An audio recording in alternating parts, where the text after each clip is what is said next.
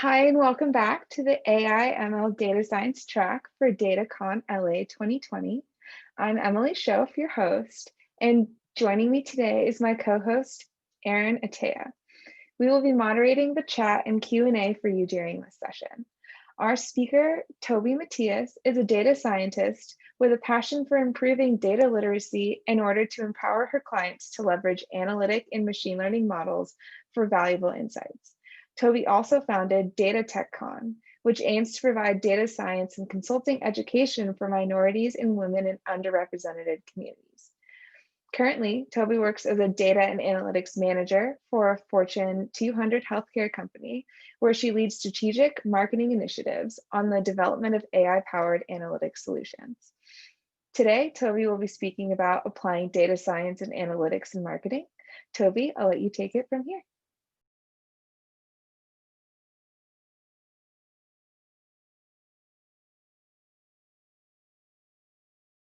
Oh, Toby, you're muted. Yeah, I think I'm good now. Can you hear me now? Okay. Yes, loud and clear. All right. Hi, everyone. I am excited to be talking about applying data science and analytics in marketing. Before I get started, I just want to say thank you to the host for introducing me, and I'll go ahead and just give like a summary about myself. But in the meantime, I'll go ahead and share my screen so we all can see my screen, and also I'll walk through the slides. So I'll go ahead and share my screen. And sorry about the background. We're having issues like with the background. So I'll go ahead and share my screen and let me know if you can see my screen now. Very visible and clear. Okay, so let me move this downwards or at the top. All right, so I am excited to actually talk about how to apply data science and analytics in marketing. And overall, I'm just going to start with just a little introduction about myself. She already talked about me. Overall, I have about 10 years experience in tech, and I started my career as a system administrator.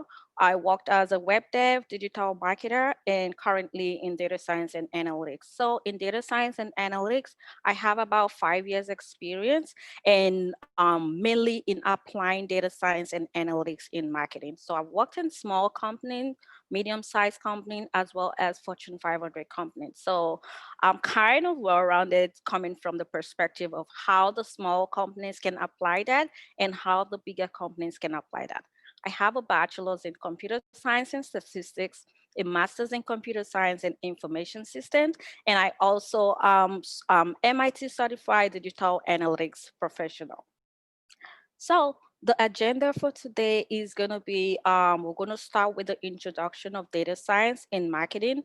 We'll talk about marketing mix model. We'll talk about how we collect data, aggregate data from disparate sources to build a holistic analytic solution, how we measure metrics, and also I'm going to emphasize on predictive analytics in marketing, A/B testing, attribution model, and building a data-driven marketing structure in an organization. So first, I just want to introduce data science because I know a lot of the audience, definitely maybe they are marketers or they're trying to transition into data science. They are kind of in maybe a dilemma on what niche to apply data science in. So just a generic definition of data science. Data science is an interdisciplinary field that encompasses scientific method, processes, and systems used to analyze and draw actionable insight from complex and small data sets. So data science is also known as data-driven science. So what exactly do I mean when I say data science in marketing? So this involves leveraging data, advanced analytics, machine learning in building analytic solutions, statistical model that provide valuable insights that helps improve the effectiveness of marketing tactics for a more optimized data-driven result geared towards increasing engagement, acquisition, retention, and overall ROI of the business. So one core goal of applying data science in marketing is to create data-driven marketing strategies, which will help drive actionable decisions geared towards optimizing marketing tactics for the highest possible return on investment. So I am going to start with this lovely quote from like great authors, right? So the first one is, before I start with the quotes, I just want to have us like think for a second, like, why do you think it is really important to implement data-driven marketing? So I think I have a couple of answers from these wonderful quotes that I have here. The first one is, marketers who want to stand the test of time must start harnessing data to drive real-time marketing strategies and influential consumer connection. And that was by Patrick Celia. The second one is, half the money I spend on ads is wasted. The problem is I don't know which half.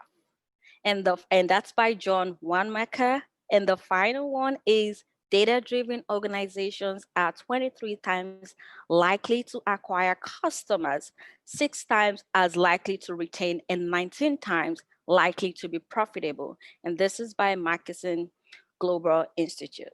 So I know a lot of you guys might think, oh, this is just specific to like the bigger companies or the Fortune 500 companies. Like that's why I actually made the introduction earlier, letting you guys know I have worked in a small size company, medium size company, and a large size company. So all these companies, we have actually applied data science and analytics in all the marketing effort, and I have seen a significant impact in the return on investment. So just to have this at the back of your mind, everyone, every company, small company, even startups like small businesses, you can apply data science in marketing, right? So let's start with marketing mix model. What exactly is marketing mix model? So this is the application of statistical model to marketing data to identify the relationship between marketing spend and desired outcome across media mix channels like paid search, paid social, display, TV, radio, and on and on and on. This helps show the effectiveness of marketing campaign for a better optimization of marketing investment.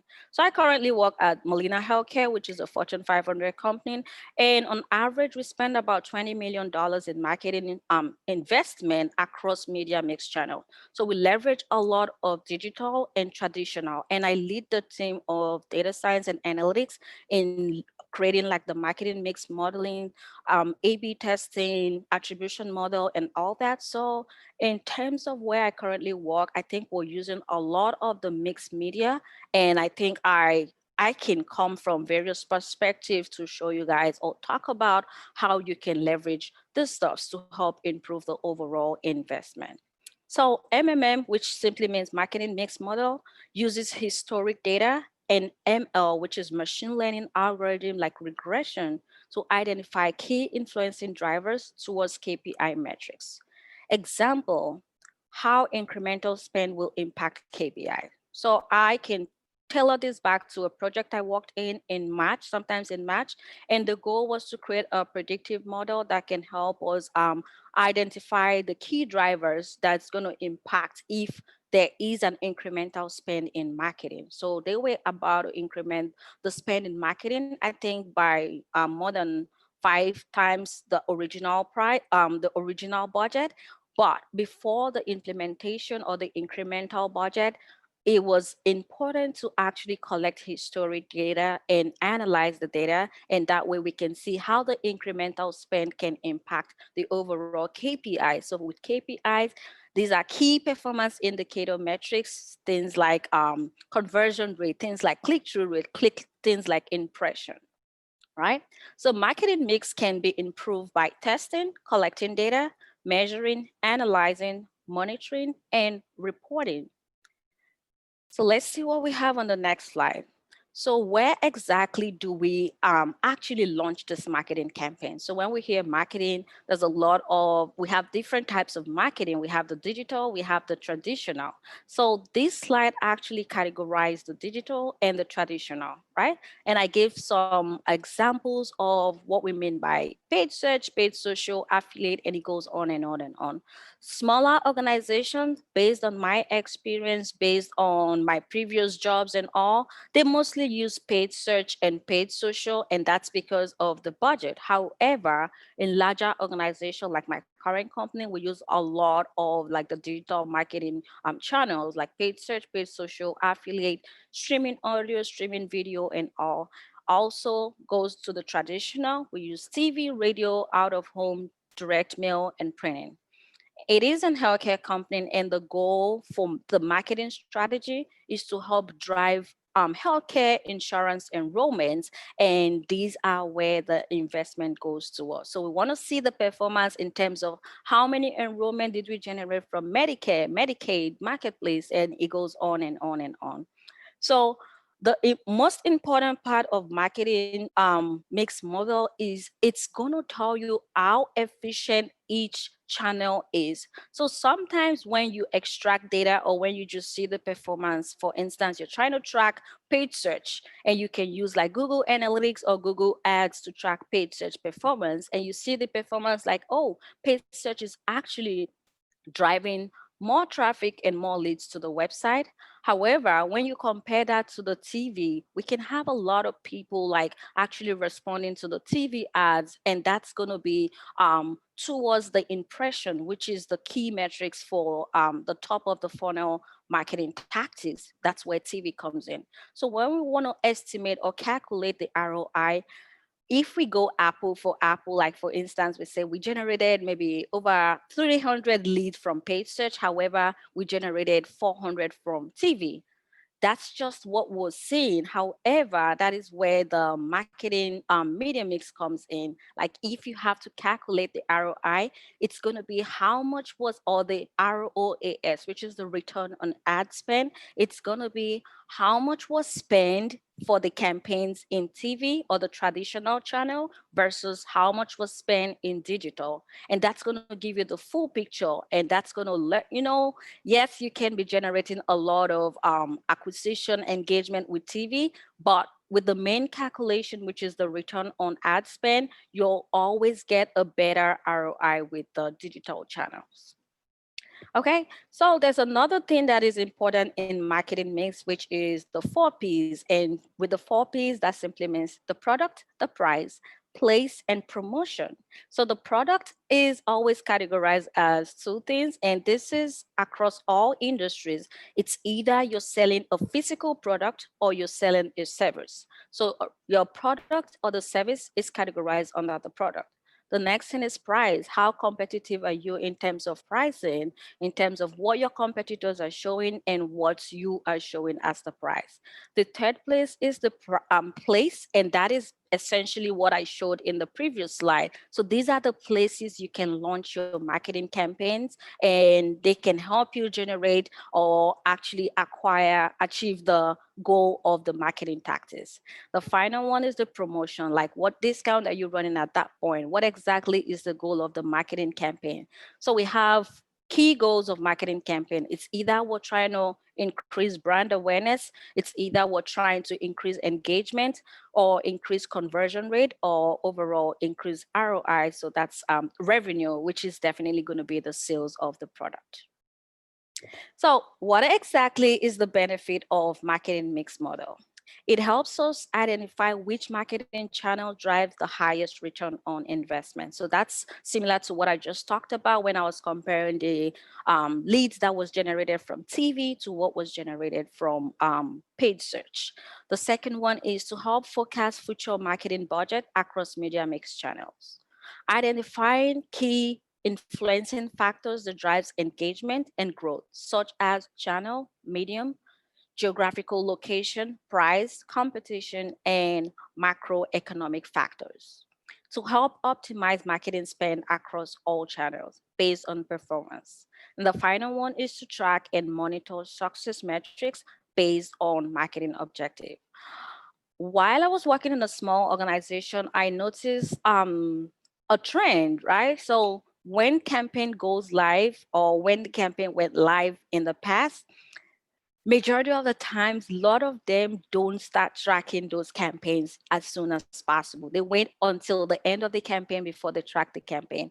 And ideally, once the campaign goes live or before the campaign goes live, there should be a structured framework for your dashboard or your analytics solution to start tracking those key performance metrics before the end of the campaign. Because if you track on a week-to-week basis, month-to-month basis, and all, it gives you an insight, and it gives you like valuable insight, or helps you identify a lot of root causes of issues during your campaign. So that way you can optimize those campaigns in real time and get the best out of the campaigns. So what data is actually required for marketing mix model? We have different types of data coming from different sources. We have the advertisement or campaign data. We have the demographic and behavioral data. So when I say demographic, I mean things like location, things like gender, age, and all. Then behavioral are things like clicks, things like click-through rate, and all that stuff. We have the product data. We have the website data for user behavior. We have the sales data, and we have the geographical data. So I think one of the major problems with marketing data is data silo, right? So from all the companies I've worked with in the past, even while I was a digital marketer, that has always been the issue. They always have issues of the data talking to each other from different sources, right? So here's an example of where the data can be coming from when you're actually collecting data for marketing mix model. So we have example, we have data coming in from the website data coming in from Google Analytics or Adobe Analytics. We have the customer data or the sales information coming from Salesforce. We have the A/B testing coming from Optimizely. We have Invoca, which is an example of a call tracking system that I have used in the past and currently using. We have the SQL server. We have Google Data Studio and all. So the goal of collecting data from various data sources and aggregating them in one centralized platform, which is going to serve as your marketing dashboard or analytics solution, is what we aim to do. Because at the end of the day, we want to have a 360 view of the overall marketing strategy, from when the users actually clicked on the ads, visited the website, what they were doing on the website, which is essentially going to tell us about the user behavior or the user experience on the website. Then we want the sales data, and also we can actually start segmenting by maybe region, by the different types of tactics, maybe the people that actually filled out the form and the people that called in, or the people that actually checked out directly from the website. So once the data is collected, then we have to go through what we call the data analytics methodology or process. So the first thing is to identify the data sources. You're going to transform the data by cleaning up the data, creating a data model, and actually having the data talk to each other by creating a relationship with the unique key or identifiers. So once that is done, then we can start applying statistical analysis, like things like descriptive statistics, inferential statistics, just to understand the summary of the data. For instance, like what is the total leads that was generated in the last 2 months? What is the total, what is the average number of leads? What is the average number of phone calls on a daily basis? And it goes on and on and on. Or what is, if you have projection, you have the projection and you want to get the actuals, then we want to see what is the variance between the projection and the actual, because you want to understand why the campaign is up and running. You want to know how far away are you from the projected numbers, and if you're definitely going to meet projection or exceed projection. So building a 360 holistic marketing analytics view, we have, like I already talked about this, we have data coming in from different sources. So here's just the breakdown. The digital marketing analytics data, we can leverage Google Ads, Facebook Ads, Bing, and you can leverage a lot of external vendors. So if external vendors handle your digital marketing strategies or your traditional, they'll always send you some kind of spreadsheets with the raw data. So that's where you can come in as a data-driven marketer or a data scientist or data analytics expert in marketing. You clean up the data and you can start analyzing the data. The second data source is going to be the web analytics data, and the two mostly used are Adobe Analytics and Google Analytics. customers' data can come from Salesforce, it can come from any CRM tool. So it doesn't matter what CRM tool it is, you can get your customer data directly from there. And also, if it's configured correctly, then you can get the sales data as well directly from Salesforce. However, the final one, which is the sales view, you're going to get that. Most companies always prefer to save their sales data in a secured server, which can either be Microsoft SQL Server, Postgre, MySQL, and all in Salesforce. So in other words, that means if you want to apply, or if you have the intention, or if you want to create a data-driven marketing analytics strategy in an organization, one, we need the marketer or the person with the right skill sets. So it's not just going to be the marketing skills, it also has to include the technical skills. And in this context, it's going to be someone that is well-rounded in like performing analytics. And that is going to be leveraging all the tools that we actually use for analytics, things like SQL, it can be Python, it can be Microsoft Excel, and it can either be Tableau or Power BI for the business intelligence dashboard or analytics solution. So what exactly do we measure, or how exactly do we measure success when it comes to marketing? So the first goal of every marketing campaign is to create your goal or the objective of the campaign, right? So like I said, we have a couple of key goals that are always created. It can either be to create brand awareness, which is where the traditional are the most efficient in driving brand awareness. The TV, like once they see you on TV, radio, they can call like straight up, and that way they can actually go ahead and click on your ads or actually do whatever you want to perform, right?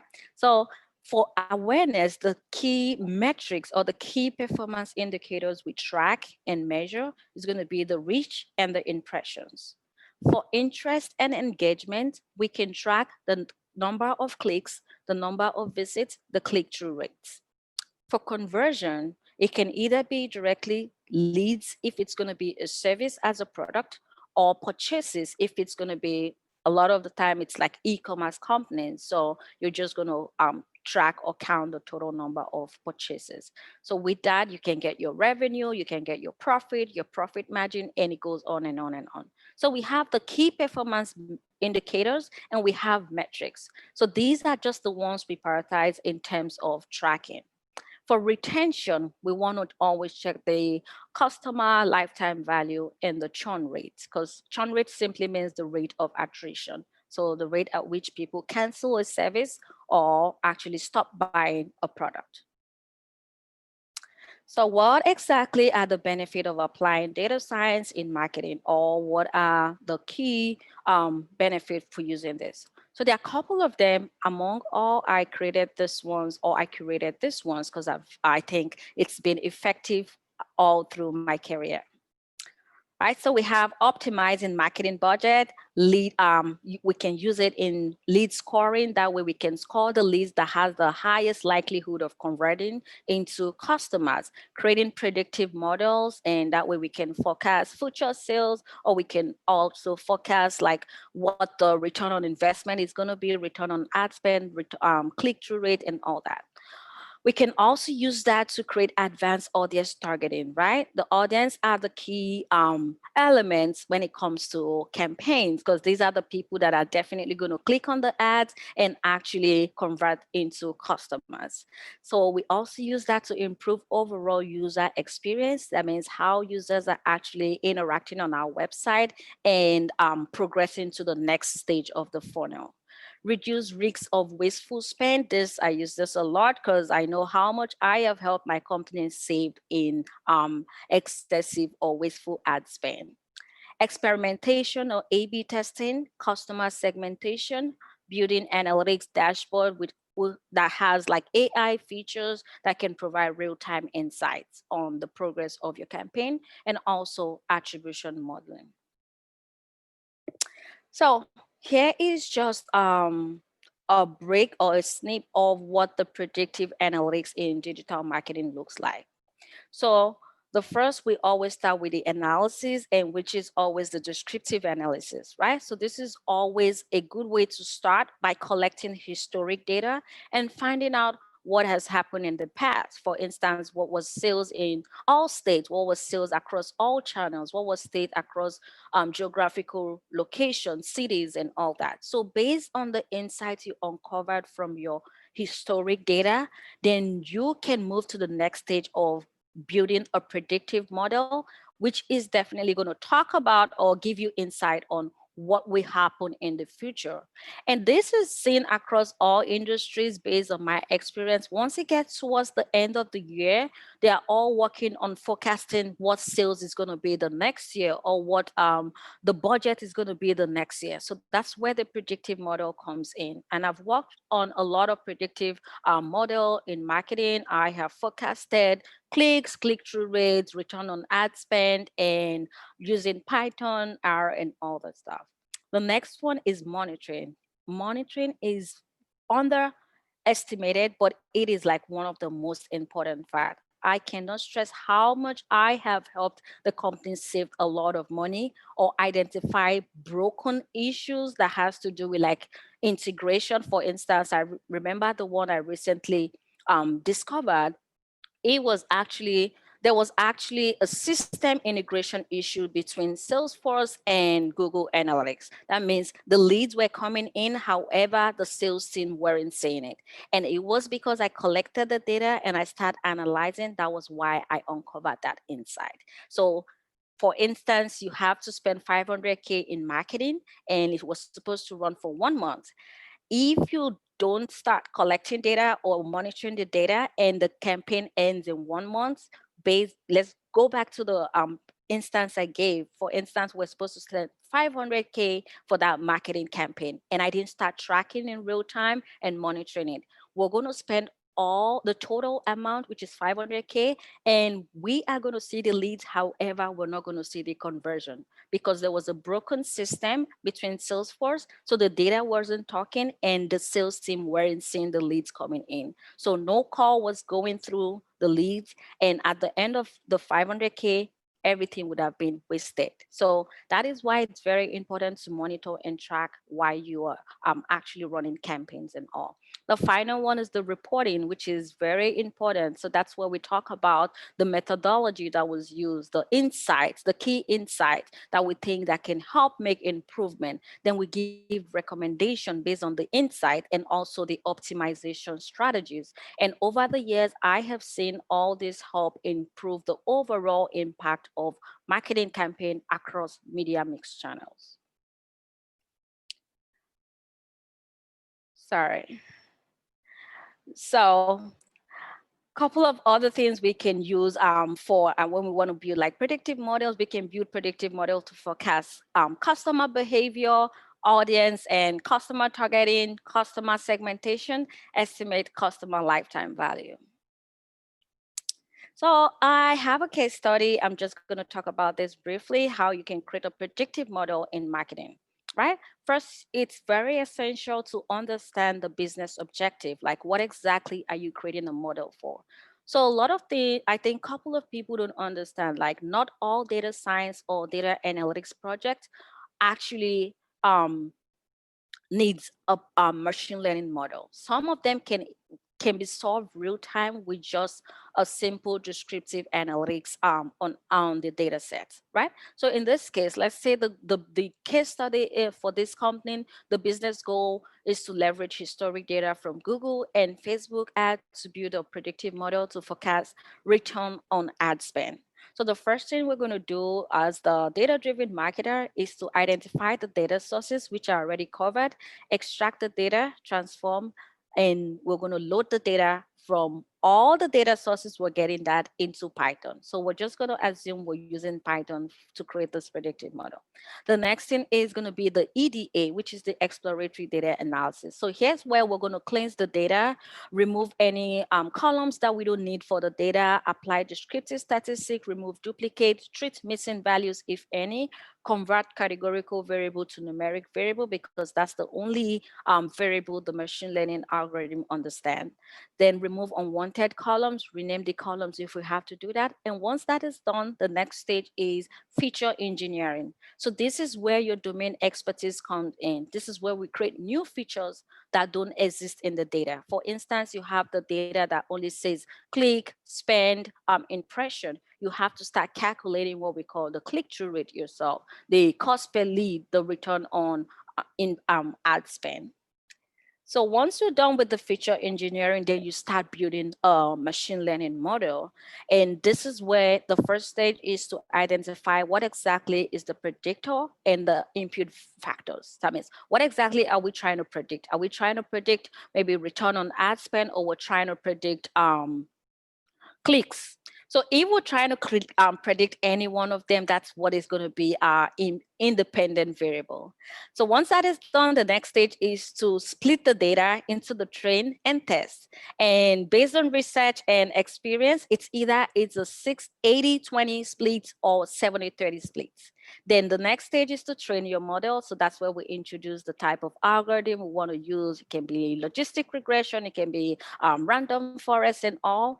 Then you test the model at the end of the day. The final stage is to evaluate your model. So we always go with the winning model. So you have the one that has the best model for each algorithm. And to evaluate the model for regression, we have different metrics, things like the mean square error, things like the mean absolute error. For classification problem, we have things like on the ROC curve. So this is just a breakdown on how to create your predictive model. It's a lot of hands-on when you start using Python. So the next one is the attribution model. I know a lot of you guys have heard of attribution model and all. Google Analytics is one great tool All where right, we I'm going to have, step in. We have about 9 minutes left, and so I just wanted okay, to create the opportunity for Q&A because this is all very fascinating. But okay, yeah, so I wanted to just politely encourage all of our viewers to submit some questions. We, Erin and I, we have our own questions. We're going to let you finish the slide for okay, about 3 minutes, and then 2 minutes, I'll step right. back in. Does that sound good? Yeah, Perfect. absolutely. So attribution model is just a set of rules that determines how conversion is attributed to various sources. A lot of the time companies use like the last touch or the first touch, right? Google Analytics automatically attributes it to the last touch. That means the channel that actually the customer actually came in through, sorry, the consumer actually came in through and resulted into a conversion. However, I think based on experience and based on research, there is no right or wrong attribution model. It is always better to go with what works with the company you're working with. So sometimes it's going to be like a team decision on what type of attribution model is. So here's just a snapshot. That means this customer actually came in from organic search. However, the customer came back through directly, and that was when the customer converted into either by purchasing something or filling out the form. So if you go with the last touch, the credit only goes with the direct. However, we need to attribute the credit to all the channels that contributed into the conversion part. So here's just a breakdown of the different attribution model we have. We have the last touch, first interaction attribution model, linear, and time decay. And like I said, there's no wrong or right attribution model. It's all about what the team decides to go with. And I think the final one is going to be the A/B testing. So A/B testing is a way. Sorry, do you mind if I cut in to start the Q&A? I Yes. know that A/B testing is actually my personal favorite, actually. Okay, I go love ahead A/B then. testing.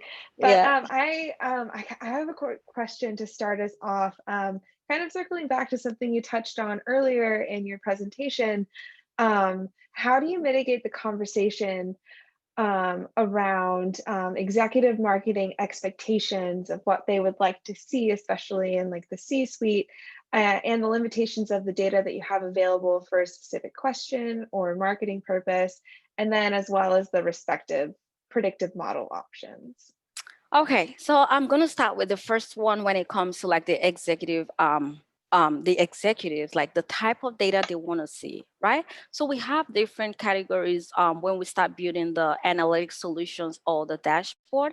The first part is always the summary view, and that is where we highlight a lot on the KPIs, right? So for every marketing strategy of every marketing campaign, there's always like a discussion around the objective, and that's where we build or we create the KPIs. So that is like the first part for every view of like the interactive dashboard or analytics solution. So once that is actually created and sent out, sometimes you communicate the data directly or the insight directly to the executive team. So once that is done, as a team in marketing, we have different types of views that can drill down into various segments. So that way we can track and monitor individual segments in real time. So the final one is going to be the predictive model. So that is going to be based on what the executive or what the team actually want to like predict or forecast. So sometimes they want to forecast sales, sometimes they want to see how much is what adding to the incremental budget, and that's where you come in with the data sets. Does that answer your question? Yes, absolutely. Another follow-up question is what tools do you use for predictive modeling? Okay, so we have a lot. You can use Python, you can use R. And I remember when I was working in a startup company, like, sorry, a small company, I was using like Microsoft Excel for like just a linear regression. So yeah, you can use Excel.